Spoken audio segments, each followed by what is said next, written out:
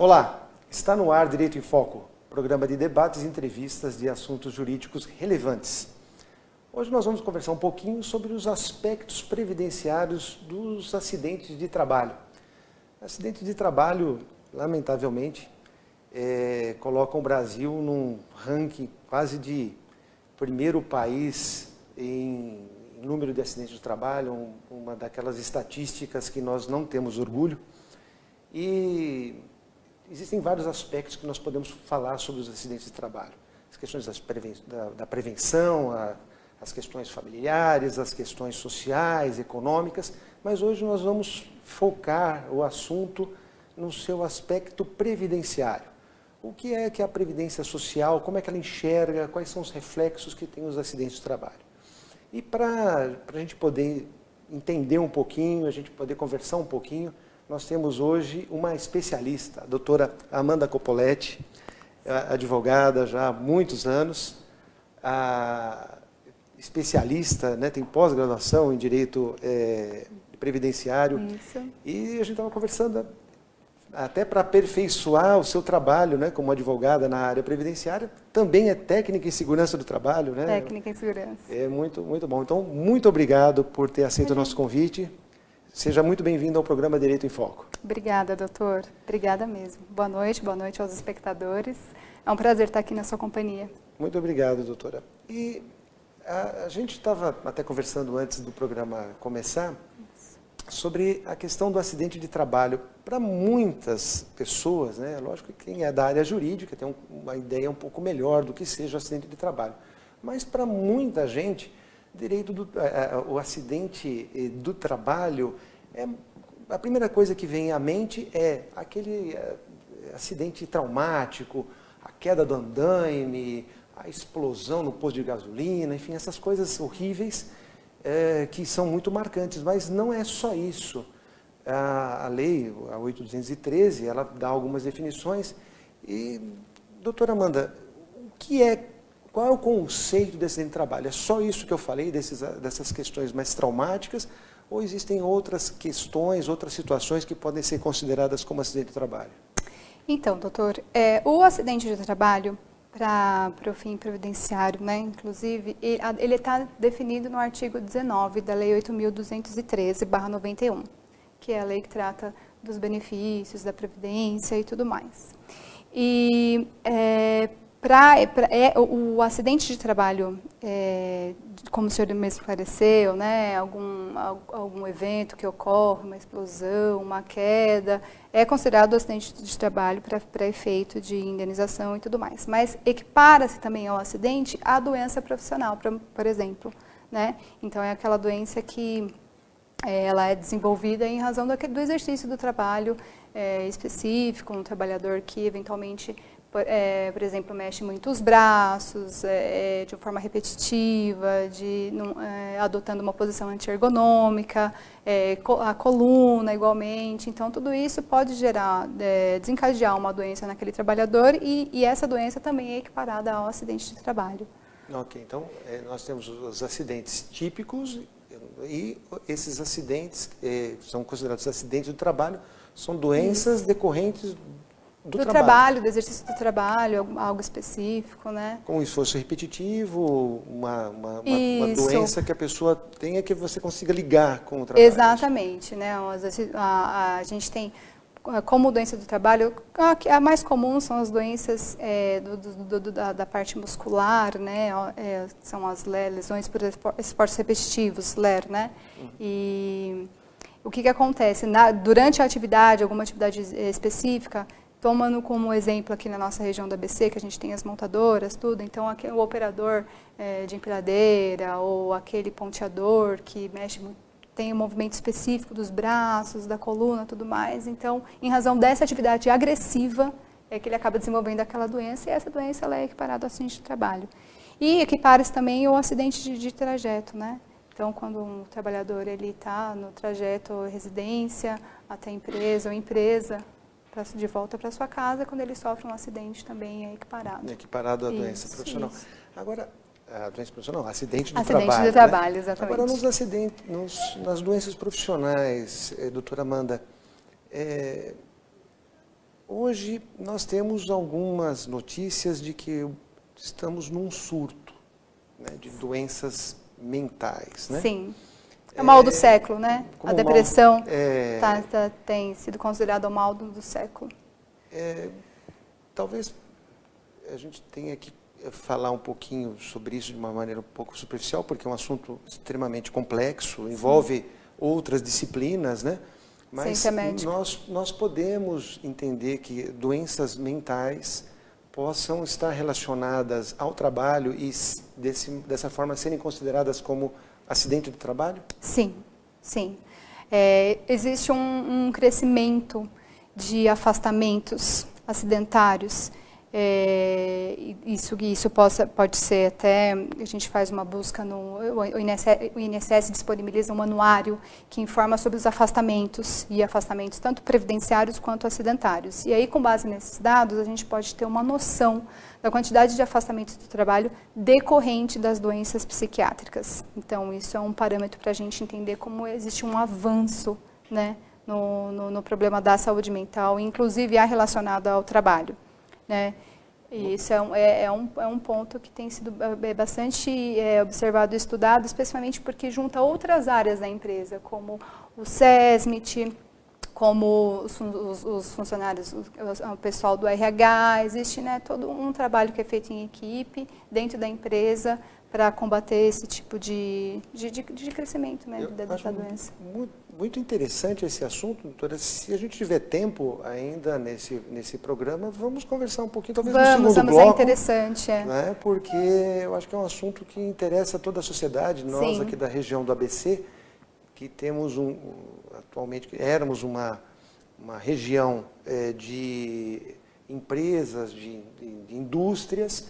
Está havendo uma migração, né? A nossa força de trabalho está indo para os serviços, com pedidos de metas, de objetivos, que criam ansiedades, que criam uma série de situações que afetam a psique humana e que talvez a gente possa falar dos aspectos previdenciários, né? Não são aspectos médicos, né? Não é essa a nossa formação, nem nosso objetivo aqui como programa, mas os aspectos previdenciários. Então, aguarde que no segundo bloco depois nós vamos falar disso. Mas, por enquanto, vamos entender um pouquinho mais esses reflexos previdenciários. Muito bem, detectado uma doença, né? Ou, efetivamente, um acidente típico. O que a Previdência Social abrange para a proteção do trabalhador e da sociedade? Bom, num primeiro momento, verificado a ocorrência do acidente, a empresa tem a obrigação de expedir a CAT. Mas a gente sabe que no dia a dia... CAT é a comunicação de acidente do trabalho. Isso, a empresa é obrigada a expedir. Mas a gente sabe que isso no dia a dia não ocorre, né? Porque, de alguma forma, o INSS tem que ser comunicado de que houve o acidente, para que até mesmo possa proceder ao afastamento do trabalhador, com pagamento de benefício e tudo mais, né? Mas, enfim, uma vez que o segurado solicita ao INSS, leva ao INSS a notícia de que houve o acidente, da forma que seja, ou de que ele está com a redução da sua capacidade, não consegue mais trabalhar em razão de uma doença específica que é relacionada ao trabalho e tudo mais, o INSS... ele, num primeiro momento, passa o procedimento da perícia médica e tudo mais. E o INSS tem alguns benefícios que ele pode conceder a esse trabalhador, né? Que depende do grau da incapacidade, de como é a incapacidade desse trabalhador para aquele trabalho que ele exercia, né? Então, pode ser que tipo de benefício? Isso, a gente tem... Então, a gente tem o auxílio-doença, tá? Que... considerando o acidente de trabalho, a gente tem o auxílio-doença acidentário, que é a espécie B91. Que é diferente do auxílio-doença. Então, porque nós temos o auxílio-doença previdenciário, que não tem nexo com o trabalho, não tem relação com o trabalho exercido, né? E a gente tem o auxílio-doença acidentário, que é a espécie 91, que tem relação com o trabalho exercido, né? Ou um acidente de trabalho, alguma coisa que tenha ocorrido, né, tudo mais. Perfeito. Então, esse benefício ele é concedido pela autarquia quando o segurado se encontra totalmente, né, total e temporariamente incapacitado. Então, ele precisa se afastar por um determinado período específico para realizar um tratamento relacionada para tentativa de cura daquela doença, e aí ele pode retornar ao trabalho, né? Então, total e temporariamente incapacitado. Não pode, ele tem que ficar em casa se tratando, não pode retornar ao trabalho. Esse é o benefício que ele fica recebendo. Exatamente, vai receber esse benefício. Um outro benefício que nós temos é o auxílio acidente, que é o B94, espécie B94, que é concedido ao trabalhador que se encontra definitivamente incapacitado, tá? Porém parcialmente. Ou seja, o trabalhador ele tem uma redução da capacidade laborativa, tá? Que essa é causada, né, por aquela doença específica que decorre do trabalho. Essa doença não tem cura, ele já fez tratamento, já fez tudo que podia fazer, não tem cura, porém não o impossibilita totalmente de trabalhar. Ele pode retornar ao exercício de uma atividade compatível, por exemplo, e pode, né, continuar trabalhando sem que se encontre, por isso que é parcialmente capacitado e não totalmente incapacitado, né? A gente tem também a aposentadoria por invalidez acidentária, que com a proposta de emenda, né, que vai vir da reforma da Previdência agora, proposta de emenda 6 de 2019, troca a denominação aposentadoria por invalidez por aposentadoria permanente, né? Mas a essência é a mesma. A essência é a mesma. Então, para que ele concedido, o benefício deveria ser concedido ao segurado que se encontra total e definitivamente incapacitado para o trabalho. Ele não pode exercer de forma alguma aquele trabalho que ele exercia em razão da doença que ele desenvolveu em decorrência do trabalho, né? E a gente também tem um outro benefício que é a pensão por morte daquele trabalhador que, enfim, veio a óbito, né, em decorrência de algum acidente que sofreu ou de alguma doença relacionada ao trabalho. Entendi. Então, nós temos na ocorrência, na confirmação de que houve um acidente de trabalho, então nós temos o auxílio doença acidentário, isso. Temos auxílio acidente. Auxílio acidente que depois consolida e tal. Isso. A aposentadoria por invalidez acidentária. E no mais grave. Isso. Perfeito. Quer dizer, então há um conjunto de benefícios, né, que dependendo da situação, o trabalhador vai receber, ou sua família no caso da pensão. Isso, previstos na Lei 8.213/91. Perfeito. Eu acho que ficou muito claro, doutora Amanda, essa rede de proteção, né, que às vezes até o benefício não tem um valor tão alto, mas pelo menos há uma rede de proteção para o trabalhador, ele não vai ficar abandonado, sem receber salário, sem receber nada. Então ele tem a Previdência Social, é para isso que o nome já diz, né? Previdência, vai lhe dar uma certa segurança dentro daquela circunstância depois de um acidente do trabalho. É garantia constitucional, né? Está na Constituição, artigo 201, parágrafo 10º, proteção ao trabalhador mínima, que sofre. Né? É mínimo, mas ela existe. Tá ótimo. Então nós vamos fazer o seguinte, doutora, no segundo bloco, nós vamos conversar um pouquinho então sobre essa questão que eu acho interessante. Eu acho que você que está nos assistindo também acha que essa abordagem da doença mental como um acidente de trabalho pode ser algo que a gente tenha que avançar e entender e refletir um pouquinho melhor nessa sociedade moderna em que nós estamos vivendo. Então, nos aguarde, daqui a pouco a gente volta com o segundo bloco do Direito em Foco. Olá, estamos de volta com o programa Direito em Foco, programa de debates e entrevistas de assuntos jurídicos relevantes. Hoje nós estamos conversando com a doutora Amanda Coppoletti sobre os aspectos previdenciários decorrentes dos acidentes de trabalho. No primeiro bloco, a doutora Amanda nos deu uma aula aqui sobre as consequências previdenciárias dos acidentes e até no primeiro momento explicando sobre o artigo 19 da Lei 8.213, explicando o que é acidente de trabalho, né? Acho que deu para entender bem, mesmo aqueles que não são da área jurídica, deu para entender bem que não são somente aqueles fatos decorrentes de queda, né, de um andaime, de um acidente motorista do ônibus que bate o ônibus, tal. Não é só esse tipo de situação.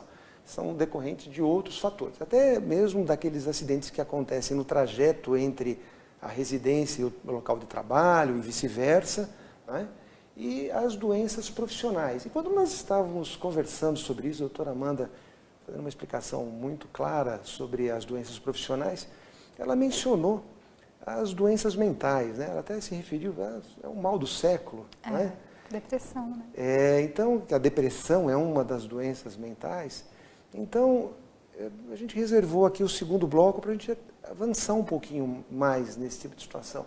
A gente percebe que muitos trabalhadores se esgotam com aquelas exigências de metas, e quando atinge a meta, dobram a meta, e sempre uma busca incessante de melhoria e de competição, e isso afeta o psíquico do trabalhador e reflete na sua vida profissional, não somente, mas também na sua vida social, vida familiar, vida de lazer, tudo acaba se comprometendo, tendo como origem lá o seu trabalho. Doutora, qual é a responsabilidade das empresas e o que a Previdência Social enxerga nesse tipo de situação que parece, pelo que a senhora falou no primeiro bloco, algo tão importante e agora se sobressaindo em relação às demais doenças? Qual é essa posição? Olha, quanto à Previdência, o INSS disponibiliza um anuário, né, como nós comentamos já, que é um anuário que informa a quantidade de afastamentos, né, relacionadas às doenças classificadas pelo CID, que é o Código Internacional de Doenças, né?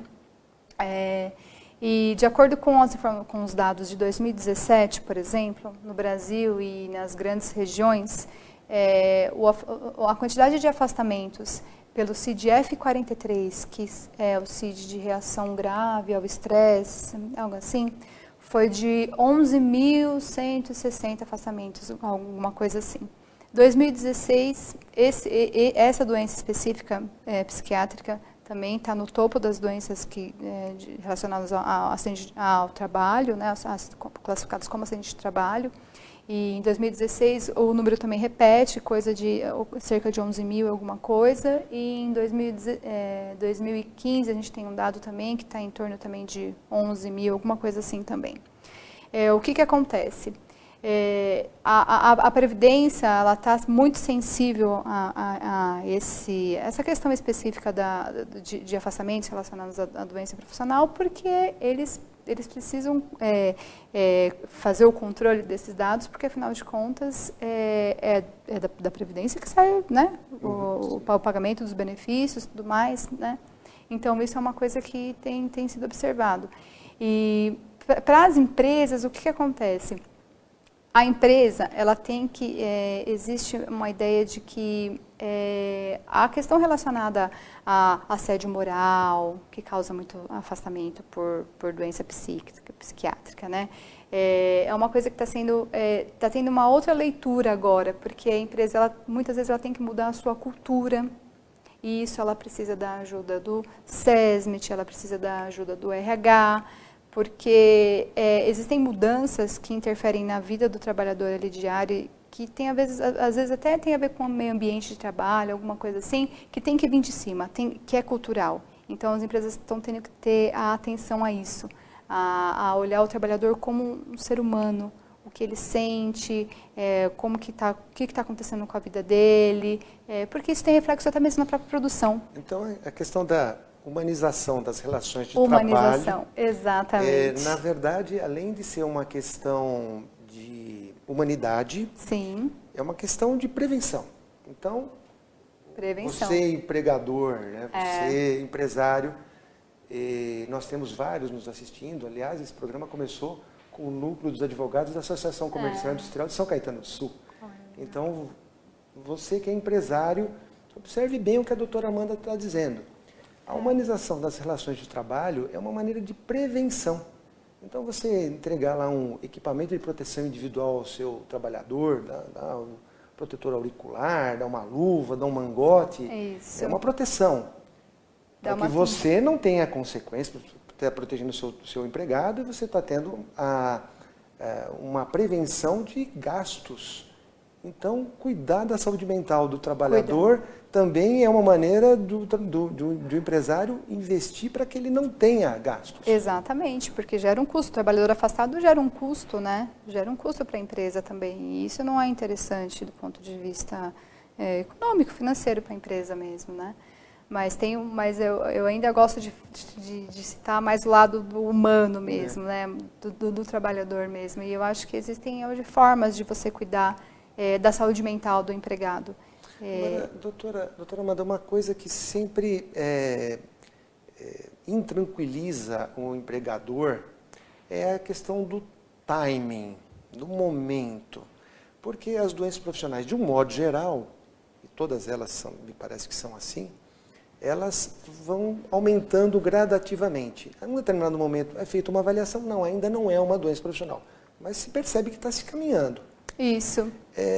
Nas doenças mentais, qual é a maneira, quando é que poderia se entender que ela já está ali existente e que ela tem um reflexo para a relação de trabalho e para a relação previdenciária? Nós teremos necessidade de um laudo médico, mas os serviços médicos da empresa que fazem os exames periódicos, me parece que não estão muito preparados para isso, não? Por isso que tem até empresa que tem contratado psicólogos, né? Psicólogos para ter uma abordagem. Isso é uma minoria ainda, não? Sim, minoria. Mas é por isso que existe a necessidade de um avanço nesse sentido, né? Porque o trabalhador está adoecendo, né? Está com a mente adoecida. Então, cada vez mais realmente é preciso que a empresa tenha consciência precisa ter esse aparato. A presença de um psicólogo na empresa é importante, mesmo que seja terceirizado, que seja. Né? E o momento adequado eu acho que o trabalhador ele dá alguns sinais.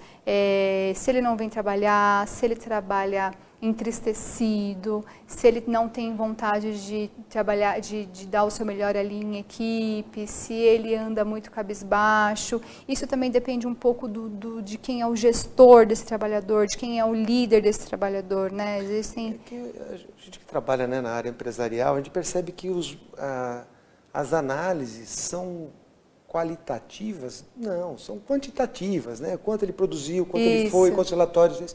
Eu acho que esse tipo de análise acaba não existindo dentro de uma empresa, nos padrões, pelo menos da maioria das que eu conheço. Eu acho que um pouco de falta de acesso à informação, porque existem pesquisas, estudos que falam que quando um trabalhador trabalha feliz, quando ele traz a felicidade para o trabalho, ele até produz mais. Isso é um dado que o corpo do RH pode te fornecer, por exemplo, entendeu? Com certas pesquisas, estudos, é uma coisa mais científica. Mas é comprovado, se o trabalhador trabalha feliz, ele até produz mais. Então, aquilo que a gente vê em algumas empresas, no Brasil, já algumas, mas que a gente vê em algumas empresas fora do país, onde vê lá os trabalhadores jogando bilhar, leva o ursinho de pelúcia lá e tal.